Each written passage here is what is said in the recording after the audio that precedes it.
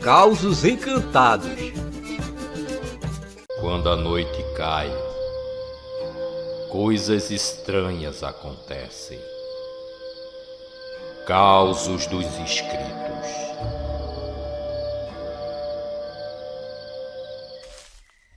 E aí, minha gente, tudo bem com vocês?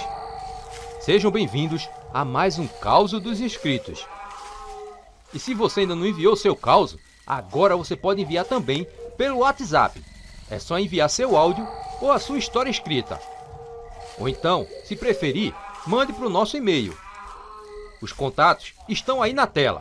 É só anotar e enviar para a gente, sem se esquecer de falar seu nome e a cidade onde a história acontece. Então vamos deixar de enrolada e vamos para o episódio de hoje.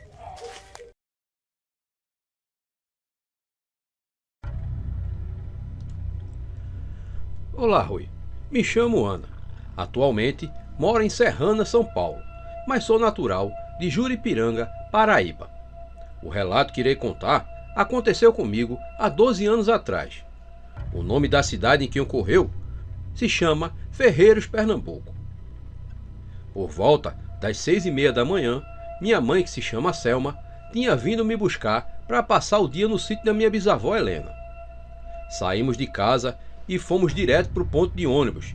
Nesse tempo, a gente pegava um ônibus que se chamava Milidói. Pegamos o ônibus e em 15 minutos chegamos na cidade. Descemos no ponto e fomos a pé direto para o sítio, pois o ônibus não podia levar a gente até lá.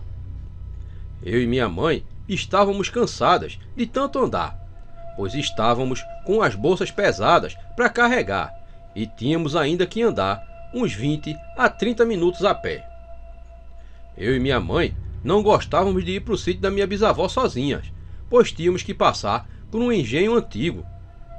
Eu e minha mãe somos um pouco sensitivas, e enquanto andávamos, eu e ela ficávamos olhando de um lado para o outro. Depois de uns minutinhos, andando, avistamos lá na frente a casa da minha bisavó. A casa da minha bisavó tem um alpendre na frente. Chegamos no sítio em frente à casa dela, e ela veio nos receber e logo nos chamou para tomar café. No sítio morava minha avó, meu tio, a mulher do meu tio e os meus 3 primos. Meu primo mais velho se chama Eduardo. Todos nós o chamamos de Dudu. A do meio se chama Maria e o caçula se chama José. Nesse tempo, eu terminei de tomar café e fui brincar com meus primos debaixo do pé de manga, que ficava um pouco distante da casa. Brincamos até 1 hora e depois meu tio Márcio, pai dos meus primos, chegou para pegar algumas mangas para a gente fazer um suco para a hora do almoço. Depois de um tempo, meu tio chamou meus primos para tomar banho para ir almoçar. Eu fiquei sozinha no meio daquelas árvores. Não tinha um vizinho que morasse ali perto. A casa da minha avó é arrodeada de árvores e cana de um lado para o outro da estrada. Eu comecei a sentir um calafrio enorme na minha barriga e senti como se alguém estivesse me vigiando. Com medo, eu saí dali e fui direto para casa. Minha mãe me chamou para almoçar. Depois, quando terminamos o almoço, ela e minha avó estavam na porta da cozinha, sentadas no batente, falando sobre alguns assuntos. Fiquei curiosa e sentei perto delas para saber o que elas estavam falando. E minha avó disse assim para minha mãe: "Vocês tenham cuidado quando vocês forem vir me visitar, porque aqui o caminho é perigoso e vocês podem se perder ou se deparar com alguma coisa pelo caminho. Ela, esses dias, está andando por aqui." E minha mãe perguntou quem estava por aqui. Minha avó, com o rosto sério, disse: "Tu sabe quem é, Selma?" Nesse momento, eu e minha mãe ficamos assustadas pelo que minha avó tinha dito. Me lembrei de quando estava debaixo do pé de manga e senti aquela sensação de que estava sendo vigiada. Fiquei com tanto medo que fui me distrair brincando um pouco com meus primos. Depois, mais tarde, eu fui com minha mãe e minha avó sentar lá debaixo daquele pé de manga, pois lá é mais fresquinho para a gente sentar e puxar conversa fora. Minha avó tinha se esquecido de pegar uma bacia com água para poder lavar as mãos depois que a gente chupasse aquelas mangas. Minha mãe, então, foi com ela e mandou eu ficar ali, sozinha esperando. Eu fiquei com o celular da minha mãe, jogando, enquanto esperava as duas voltar. Estava intertida no celular e uns 7 minutos depois, notei que elas estavam demorando muito. Então, eu dei um grito, chamando pela minha mãe, e nada dela responder. Passou mais 5 minutos e comecei a chupar umas mangas que minha avó tinha deixado. Foi quando eu escutei uns barulhos de folha sendo pisada. Olhei para a direção que minha mãe e minha avó tinham ido, mas não vi ninguém. Continuei sentada no chão, terminando de chupar aquela manga, e mais uma vez, aquelas pisadas eu escutei. Era pisada nas folhas secas no chão. Eu me levantei e dei uma volta por ali, para ver se elas estavam vindo, ou era algum dos meus primos, mas não tinha ninguém. Nessa hora, eu fiquei com tanto medo que chega a dar uma dor forte de barriga. Eu olhei para uma torceirinha de cana que tinha lá pelo lado perto do pé de caju e vi alguém de coca com os cabelos negros e grandes cobrindo seu rosto e estava olhando para mim. Eu gelei na hora e corri. Olhei para trás e essa menina estava lá, do mesmo jeito. Eu caí ralando o joelho e as mãos no chão. Me levantei às pressas e corri, dessa vez sem olhar para trás. Cheguei assustada na minha avó e ela olhou para mim e perguntou por que minha roupa estava toda suja de terra. Então eu contei que tinha sido pelo baque. Tu caísse aonde, menina? Que bexiga tu estava fazendo? Perguntou ela. Eu olhei para minha avó e expliquei o ocorrido. Minha avó chamou a minha mãe e disse que eu tinha visto era a comadre Fulozinha.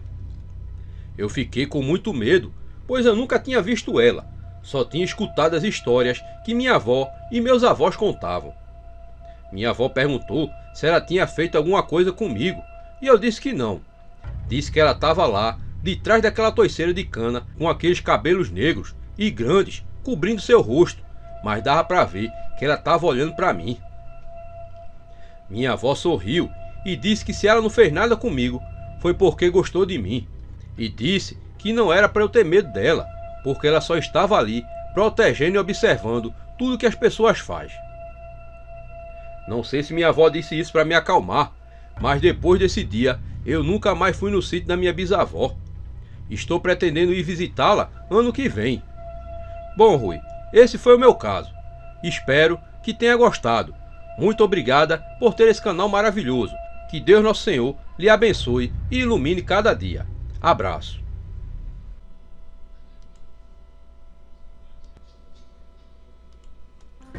Olá, Rui. Me chamo Johan. Sou de Parnaíba, Piauí. O caso que vou contar ocorreu com meu avô.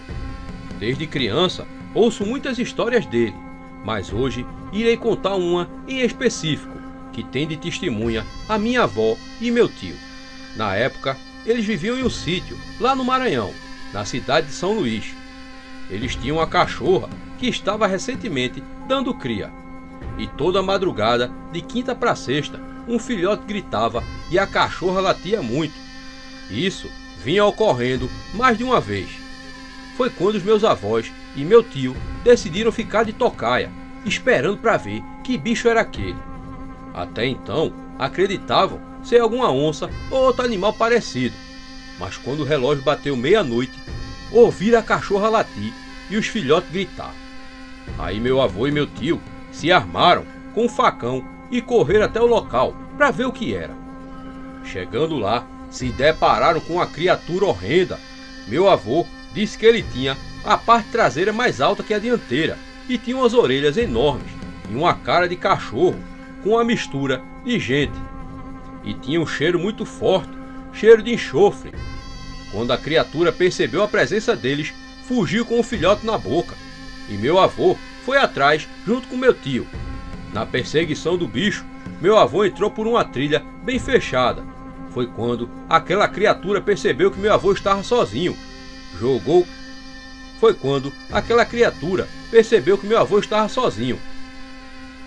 o cachorrinho no chão e botou para cima do meu avô. Mas ele estava armado com um facão e toda vez que o bicho dava uma investida, meu avô tacava o facão, só que não acertava de jeito nenhum.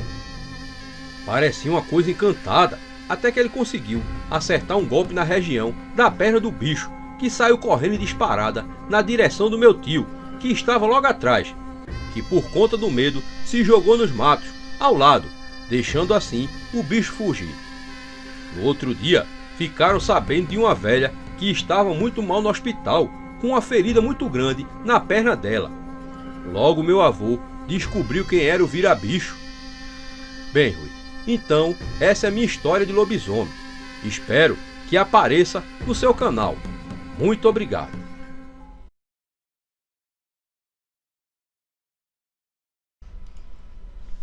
Olá, meu nome é Adrian, moro no Nordeste do Pará. O caos que vou contar aconteceu com meu avô, no tempo em que ele morava na Bahia. O nome dele era Seu Chico. O meu avô, lá do sertão, teve uma experiência que mexeu com ele até os últimos dias de vida. Um dia, ele decidiu desafiar o medo e explorar uma casa abandonada que assombrava os sonhos dos moradores da região. Armado apenas com sua coragem e uma lanterna, ele subiu a colina em direção àquela morada sombria. Ao adentrar a casa, meu avô sentiu um arrepio percorrer sua espinha, como se os próprios espíritos do lugar estivessem lhe observando. As tábuas rangiam sob seus pés e o vento sussurrava segredos que pareciam ecoar pelas paredes mofadas da casa. Enquanto ele explorava os cômodos escuros e empoeirados, uma figura misteriosa surgiu diante dele. Era o Curupira, o guardião das florestas, com seus pés virados para trás e seus cabelos vermelhos em chamas. Ele observou meu avô com seus olhos brilhantes, como se estivesse o testando. Sem recuar, meu avô continuou sua jornada pelos recantos sombrios da casa, acompanhado pelo Curupira, que parecia guiá-lo pelos caminhos mais seguros. Chegaram então a um quarto no fim do corredor, onde encontraram uma velha caixa empoeirada, contendo uma carta amarelada pelo tempo e marcada pelo destino. Ao ler a carta, meu avô descobriu segredos há muito esquecidos e histórias que nunca foram contadas. Curupira, com sua sabedoria ancestral, o ajudou a decifrar os mistérios que ali se escondiam, revelando os segredos da casa assombrada e os laços que ela tinha com o mundo dos espíritos. Ao sair da casa assombrada, meu avô e o Curupira carregavam não apenas a carta e seus segredos, mas também uma nova compreensão sobre o mundo misterioso que os cercava. E mesmo que a aventura tenha sido assustadora, meu avô jamais esqueceu a experiência de explorar os recantos sombrios daquela casa abandonada com a proteção do Curupira, guiando pelos caminhos da sabedoria e da coragem. Numa noite chuvosa, uma criança monstruosa vem ao mundo. Esse é só o ponto de partida da triste e assustadora história de Lourenço, um jovem que desde seu nascimento carrega o fardo de se virar em um lobisomem. E agora ele tem a chance de mudar o seu futuro, mas para isso terá que enfrentar um passado obscuro, o filho do lobisomem, agora adaptado em um livro, com novos desfechos e grandes revelações. Tem em mãos esse clássico do canal Causos de Cordel, publicado pela editora Wiclap. Adquira já o seu, link na descrição.